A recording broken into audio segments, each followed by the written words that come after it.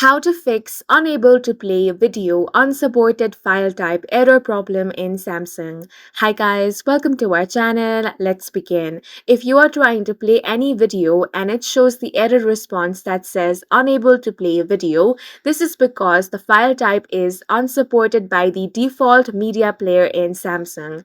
If you are facing this problem, then you can solve it in very easy steps. The first step is to open up Play Store app on your device. Now, you want to tap on the search icon at the bottom right corner of your screen. Once the search bar appears, tap on that. Here, you want to type MX Player.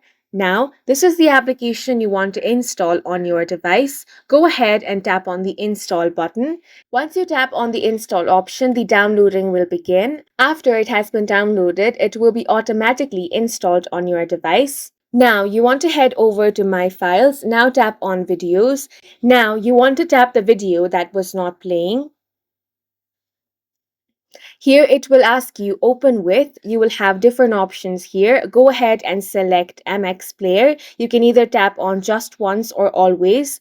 And as you can see, it is being played in MX Player without any issue. And that's it for this video. If you found it helpful, please make sure to hit the like button and subscribe for more videos like this.